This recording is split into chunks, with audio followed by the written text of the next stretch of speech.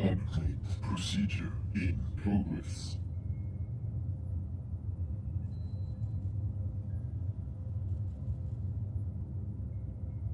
Update complete.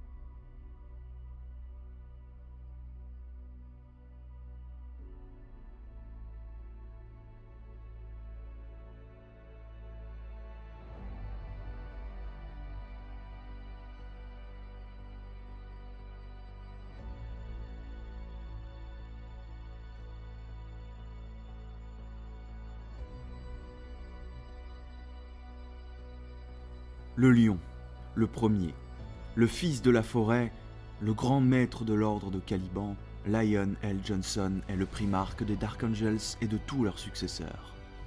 Redoutable combattant, brillant tacticien, Lion L. Johnson était à la tête de la première légionnaire Astartes créée par l'empereur lors des guerres d'unification, puis durant la Grande Croisade. Johnson fut célébré pour ses stratégies imparables et pour la ténacité de sa légion, malgré son caractère sauvage, secret, taciturne et discret.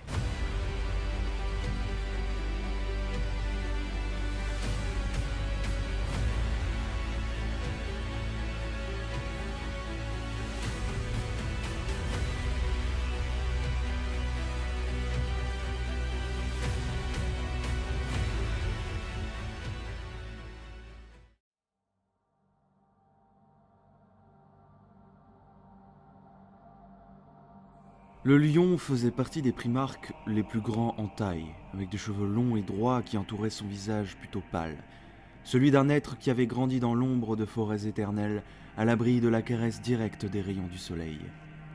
Ses yeux avaient le vert de ces bois, ses traits étaient effilés comme celui d'un chien de chasse. Il portait une lourde cape couleur sable qui tombait de ses épaules, bordée d'hermine et décorée d'ourlets argentés. Son armure était d'un noir brillant où étaient gravées avec minutie des devises héraldiques. Il irradiait une sombre majesté, avait la sérénité d'un être né pour régner et qui endossait d'une manière très confortable, voire trop, ce rôle, car restait dominateur et incarnait l'autorité quitte à écraser ceux qui lui faisaient de l'ombre. Ayant grandi seul après la dispersion des primarques sur le monde sauvage de Caliban, planète peuplée de monstres terrifiants, hantant les profondes forêts de ce monde et désignée sous le terme de grande bête, Johnson sera finalement trouvé par un groupe de chevaliers issus d'une confrérie nommée l'Ordre. Celui qui l'accueillera sera un homme qui deviendra son mentor, son ami, son frère et sa tragédie, Luther. Après avoir pris la tête de l'Ordre bien des années plus tard, le lion éradiquera aux côtés de Luther les grandes bêtes lors d'une croisade d'extermination avant d'être retrouvé par l'empereur, qui le nomma à la tête de la première légion qu'il baptisera par la suite les Dark Angels. Le lion combattit durant la Grande Croisade les ennemis de l'humanité. C'est lors d'une de ses campagnes sur le monde de Saroche qu'un attentat le visant et perpétré par les habitants de ce monde renégat changea son destin et celui de ses fils. Il exila Luther sur Caliban car tenu comme responsable de ne pas avoir agi assez tôt contre cette menace. Lorsqu'il apprit la trahison d'Horus, il s'engagea contre l'architraître et ses frères félons.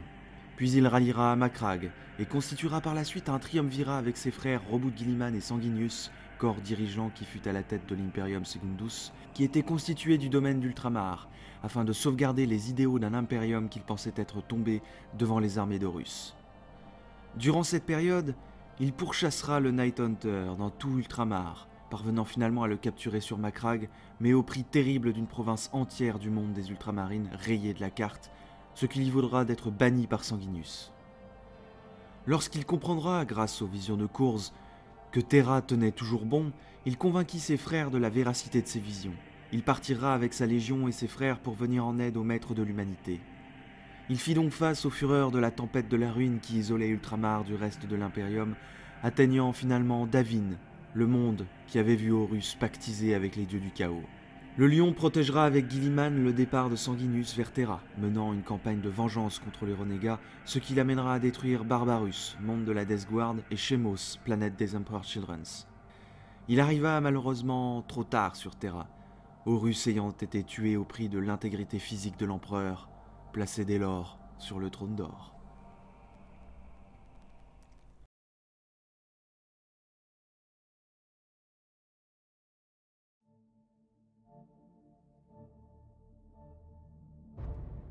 Apprenant l'atrocité de Isvan III, le lion engagea avec une petite force le combat contre les traîtres dès qu'il apprit la félonie du maître de guerre.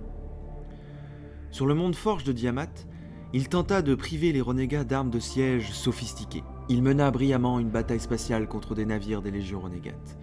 Les Dark Angels atterrirent dans la principale forge de Diamat, balayant le peu de résistance qu'ils y rencontrèrent. Le lion rencontra les dignitaires impériaux sur son vaisseau, le Magos Arkoi et le gouverneur planétaire de Diamat, Thaddeus Kulik. Johnson avertit les deux dirigeants de la planète qu'Horus allait certainement envoyer une nouvelle force afin de s'emparer du matériel qu'ils convoitaient. Après cela, les traîtres organisèrent une contre-attaque majeure, cette fois dirigée par les Sons of Horus.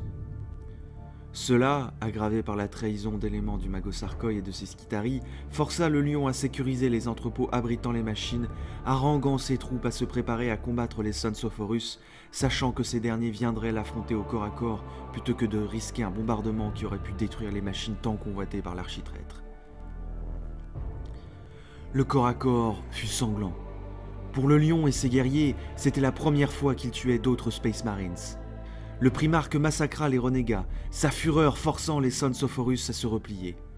De nombreux autres assauts s'enchaînèrent, et les pertes furent lourdes pour les Dark Angels. Johnson, face à de telles pertes, ordonna à ses hommes de retourner à l'intérieur de l'entrepôt qu'ils défendaient, tout en contactant discrètement le chapelain Nemiel, afin qu'il détruise les canons de siège d'Horus si la défaite était inévitable. Cet ordre était lourd de sens, car une telle destruction aurait provoqué une explosion qui aurait tué tous ceux qui étaient dans le périmètre, le lion y compris. La bataille de Diamat prit fin lorsque l'ennemi lança sa 8e et dernière attaque, les Sons of Horus alignant des véhicules blindés en grand nombre. Encerclé, en infériorité numérique, le lion était à la tête de seulement une soixantaine d'Astartes et un Dreadnought. La victoire fut acquise rapidement et soudainement, car un Tech Marine Dark Angel avait fusionné l'interface neurale utilisée par les pilotes pour contrôler les titans du Dreadnought avec l'interface d'une des puissantes machines de guerre parsemées de batteries de canons qui pulvérisa les véhicules des traîtres et décima jusqu'au dernier les Sons of Horus. Face à cette débâcle, la flotte des Sons of Horus se replia vers le système de Isvan, laissant Johnson victorieux, qui ordonna l'anéantissement du port spatial sud qui concentrait les dernières unités renégates, éliminant le Magos renégat Arkoi. Espérant avoir contrecarré les plans d'Horus, le lion caressait l'espoir secret de devenir le nouveau maître de guerre, suite à la trahison de son frère. Cette ambition stupide l'aveuglera, et il sera aisément trompé et manipulé par Perturabo, qu'il avait rejoint sur Diamat, et à qui il confiera les dites armes qui serviraient plus tard, durant l'assaut des traîtres, contre les remparts du palais impérial.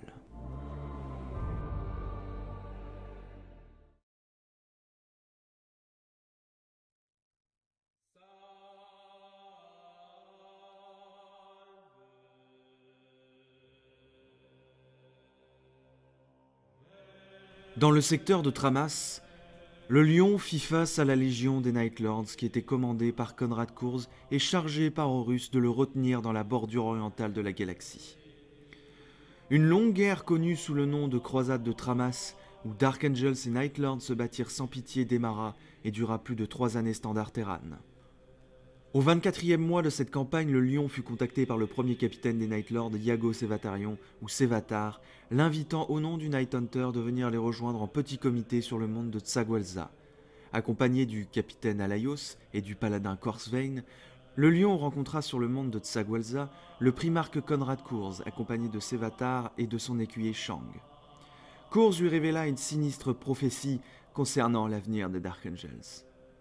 Le Night Hunter se moqua du lion, affirmant qu'il n'atteindrait jamais Terra à temps et que cela nourrira les suspicions sur sa loyauté dans le futur.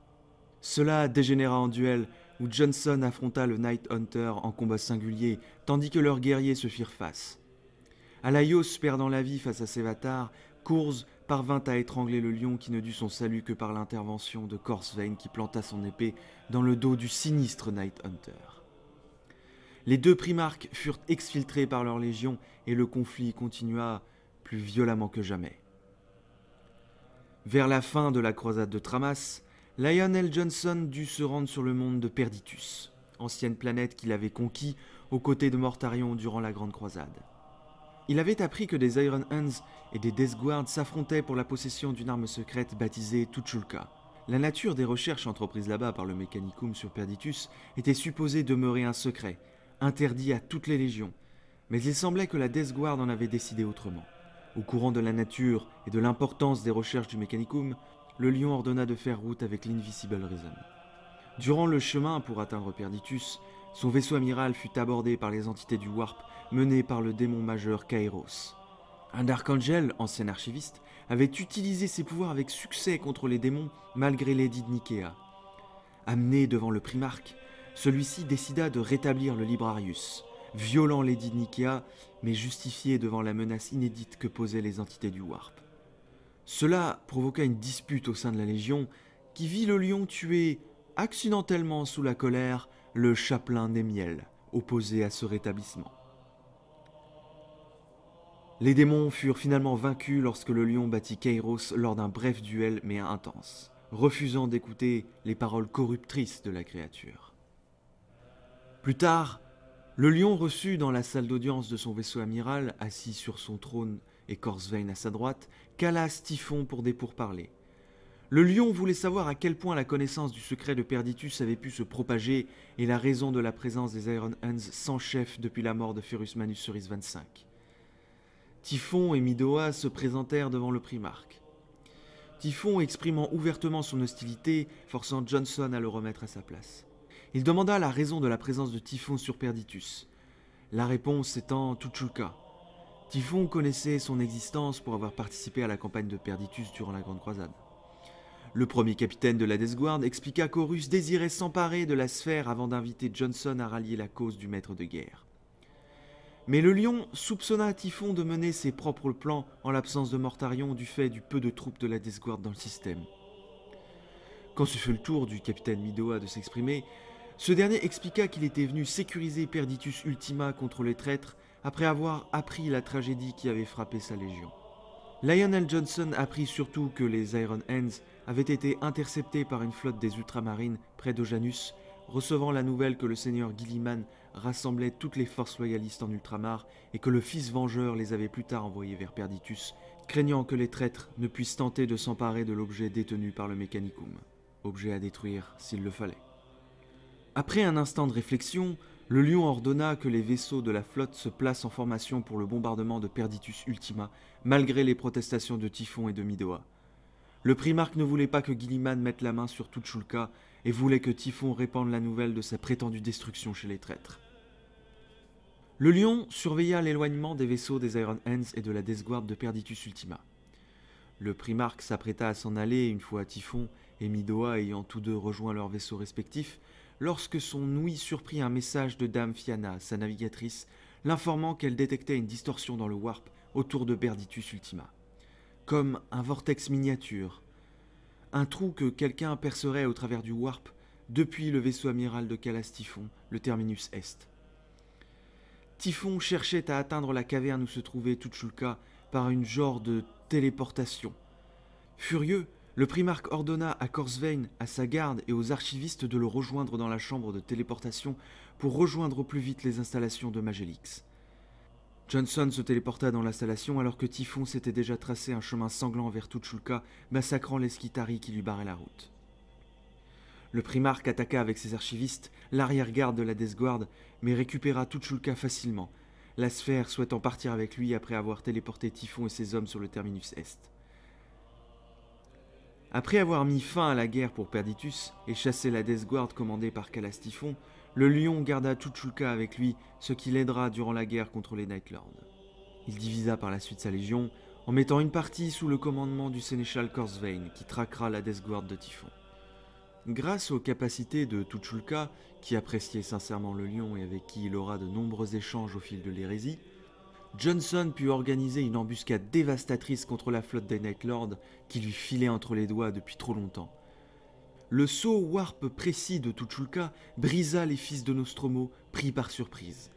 Le lion parvint à gravement blesser Kurz, qui sombra dans le coma. Le dernier acte de la croisade de Tramas vit la tentative désespérée des survivants Night Lord, dirigés par le premier capitaine Sevatar, de fuir en regroupant les navires survivants et foncer sur la flotte d'Archangels afin d'en faire passer le maximum et fuir dans le warp. Durant cette action, le Lion combattit le Night Hunter revenu à lui et qui avait abordé le vaisseau amiral du Lion avec l'élite de sa légion et Sevatar. Mais devant la débandade de la 8e Légion, le Night Hunter s'enfuit dans les profondeurs du navire, démarrant une chasse entre lui et le Lion. Johnson avait remporté la croisade de Tramas au prix néanmoins de très lourdes pertes.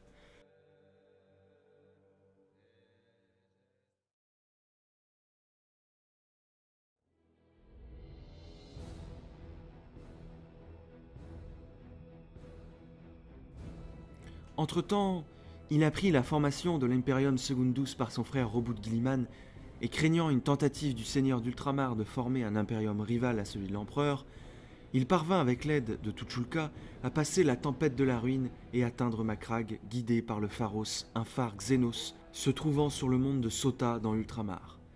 Le Pharos remplaçait l'Astronomican, voilé aux yeux de tous les loyalistes dans la partie orientale de la galaxie depuis l'avènement de la tempête Warp, baptisée Tempête de la Ruine. Johnson fut reçu avec les honneurs par le Fils Vengeur.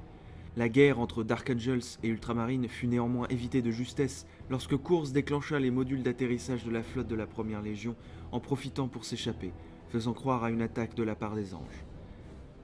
La raison l'emporta et le lion pourchassa le roi sombre, le combattant de nouveau aux côtés de Guilliman et risquant sa vie lorsque Kurz, dans sa fuite, déclencha un piège dans la chapelle du mémorial où tous les échanges avec la lointaine Sota et Macragge étaient effectués. Les deux primarques faillirent périr, mais ils ont tous les deux survécu grâce à Barabbas d'Antioche, l'Iron Warrior loyaliste en charge du Pharos à la demande de Guilliman, et qui fut témoin à travers le dispositif de leur duel avec le Night Hunter.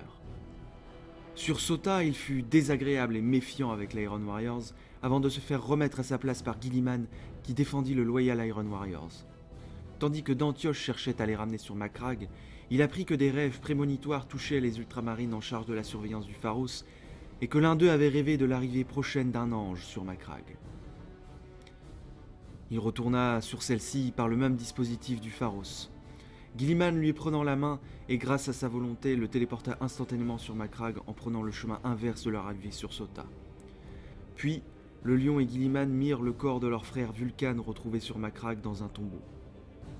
Le seigneur des Dracs était arrivé par un moyen mystérieux sur le monde des ultramarines, mais fut tué suite à son combat contre Kurz, un poignard nommé la Fulgurite enfoncé dans le cœur.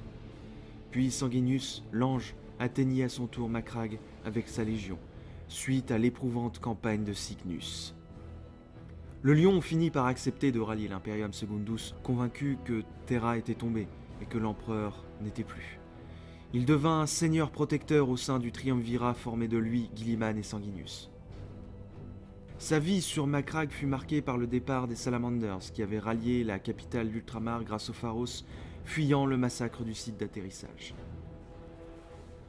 Avec Guilliman et Sanguinius, il reçut en audience officielle le capitaine Artellus Numéon, maître de facto de la 18e Légion, dans le Convincus Cubicularum, l'une des nombreuses salles d'audience de la forteresse de Hera. Numéon annonça son départ vers Nocturne afin d'y enterrer le primarque Vulcan dont le corps reposait dans un sarcophage dans Macragge Civitas. Le lion resta silencieux durant cette audience, mais suite à la déclaration finale de Numéon, il lui demanda comment il espérait partir avec la tempête de la ruine qui faisait rage. Plus tard, il retrouvera Numéon dans les jardins du souvenir, voulant s'entretenir avec lui, intrigué et se demandant ce que pouvait bien ressentir un guerrier à qui il tarde de retourner sur sa planète.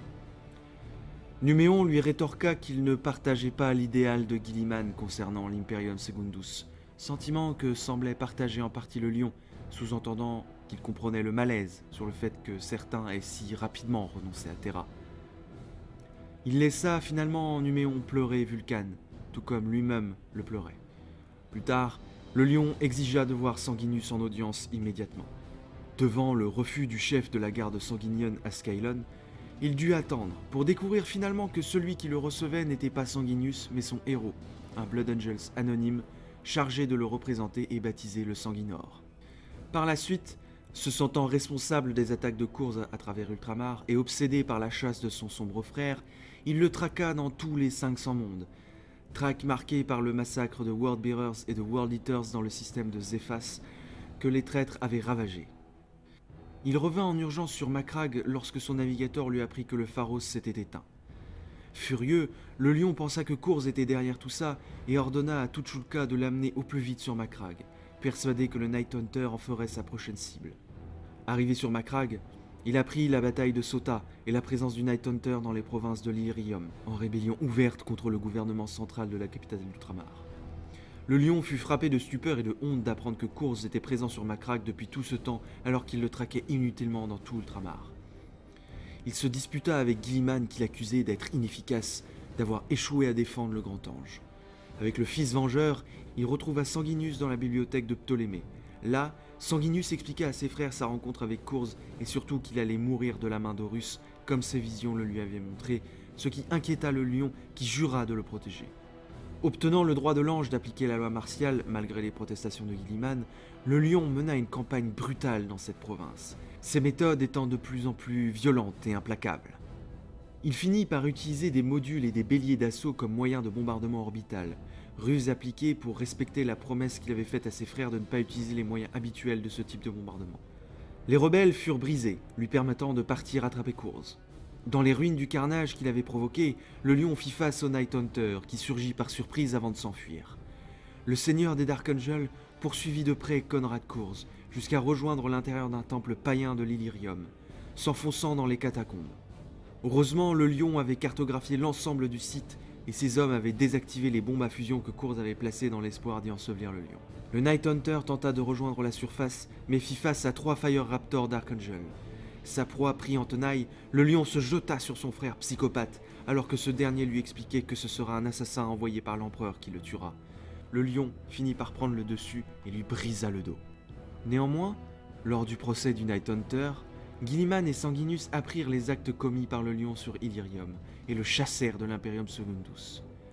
Guilliman brisera lui-même son épée en 2.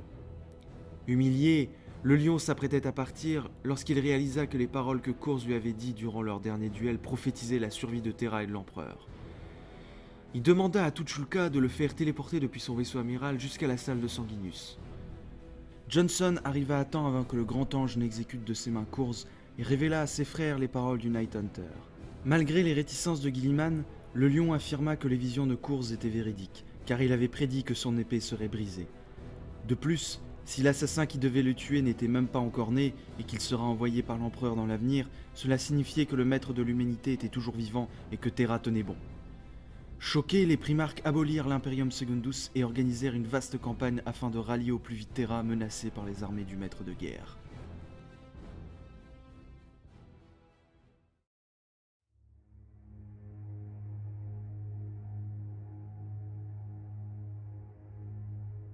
Suite à la victoire des loyalistes, le lion atteignit enfin Terra, la bataille ayant été gagnée au prix de la vie de Sanguinius et de l'incarcération de l'empereur dans le trône d'or.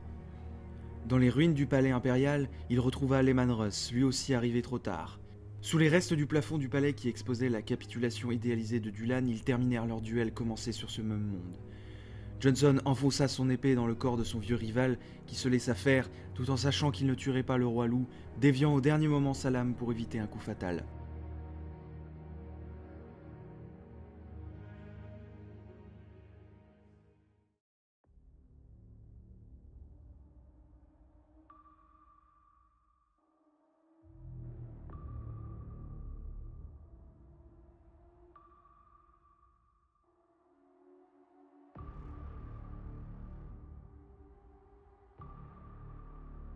C'est là, alors que l'hérésie avait pris fin, que l'ultime trahison allait mortellement frapper le lion et sa légion.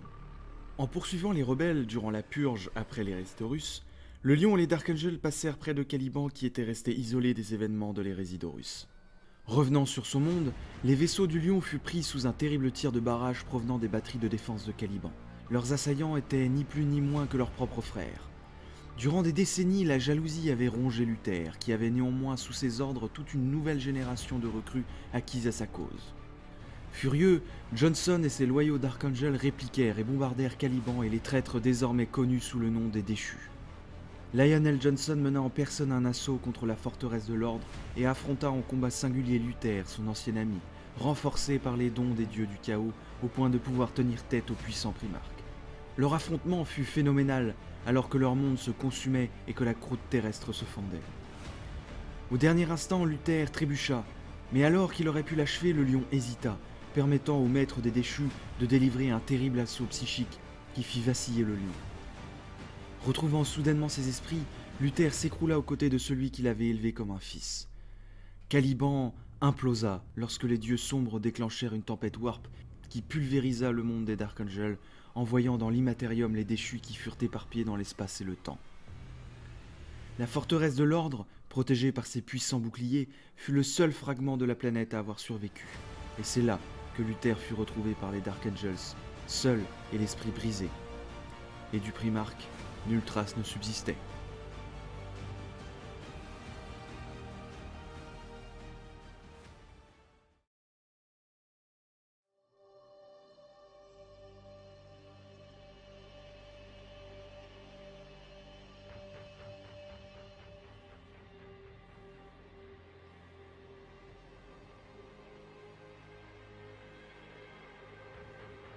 Ainsi, depuis 10 000 ans, les Dark Angels gardent le secret des événements qui eurent lieu sur Caliban. Quant à Luther, il fut enfermé dans une cellule du dernier fragment de Caliban, devenu la forteresse monastère du Roc, son existence seulement connue du maître de chapitre des Dark Angels.